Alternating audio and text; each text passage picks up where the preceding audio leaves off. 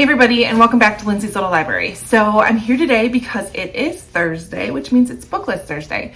BookList Thursday is something I do with Sarah over at Sarah's Nightstand. We come to you every Thursday with some sort of book thoughts, ideas, recommendations, something bookish related.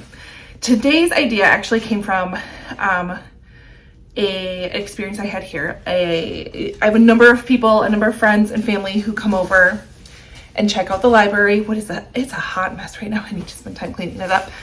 And they'll just be like, all right, I need a book. And I just have to find them a book.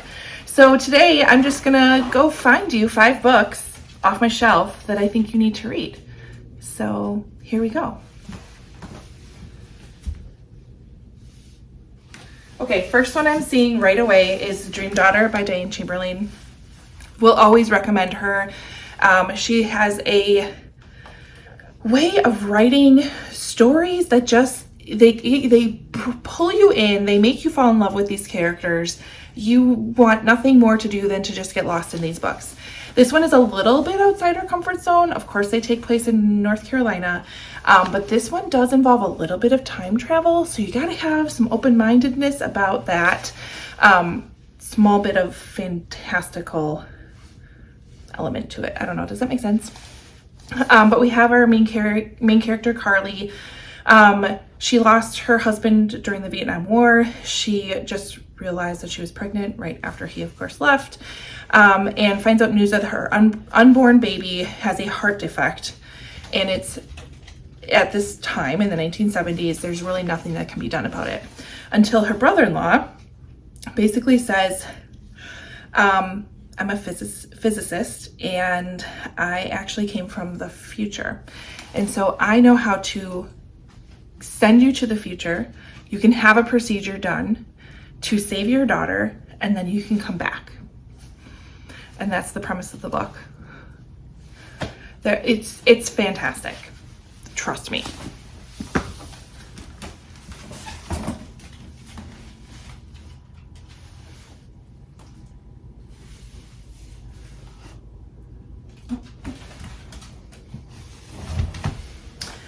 Another one I'm always going to tell people to pick up, Class Mom, if anyone's looking for something a little funny. This is by Lori Gelman. Follows our main character, Jen Dixon. She is an older mom. She has her son, Max, who's in kindergarten. She has some older daughters from a previous marriage, I think? Yeah, something like that. And so she's kind of going through the whole elementary young kid stage again. She gets nominated to be class mom for this kindergarten class, and she is like, I am done with weird school kid drama, and she does not hold back. This is absolutely hilarious. Her correspondence with the parents are so funny. It's just lighthearted. It's a really quick read. Love this book as well.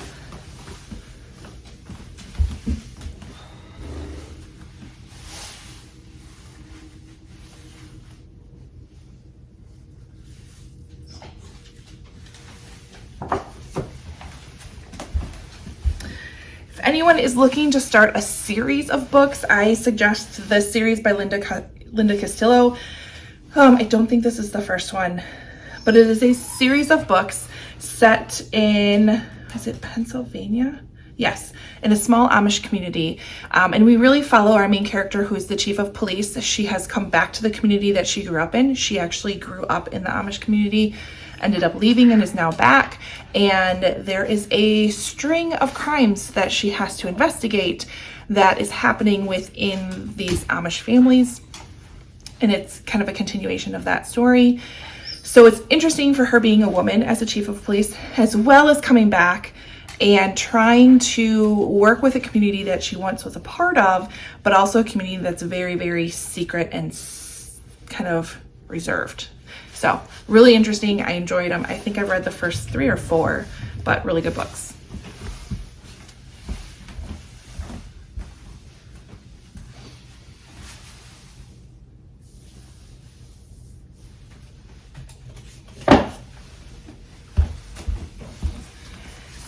For anyone out there that's just kind of getting started within this psychological thriller mystery type of a book that they're looking for, I highly suggest The Couple Next Door. This is by Sherry LaPina.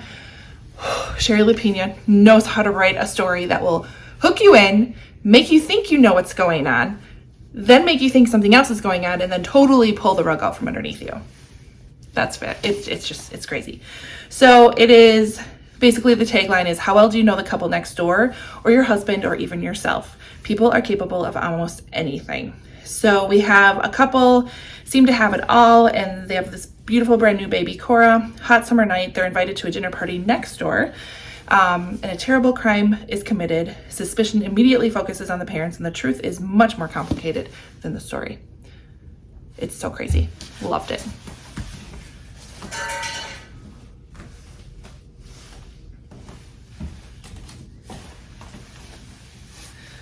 And of course I have to get a good old-fashioned historical fiction in. This one I always lend out, or I tend to lend out quite a bit. This is The Huntress by Kate Quinn. This follows, it's based on true events, but we're basically following or trying to find one of the most deadliest murderesses that was part of the Nazi regime. She's still out there. They're looking for her. It's fantastic. But we have really three main characters that we're following within the story.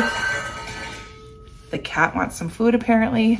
But it really pulls you in. It takes you, you have events happening in the United States, and then you have events happening in Europe.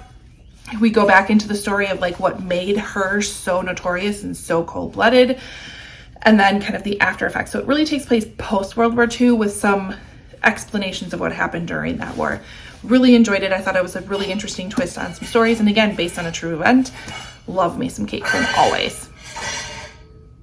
I apparently have to go feed the cat. So those are 5 books.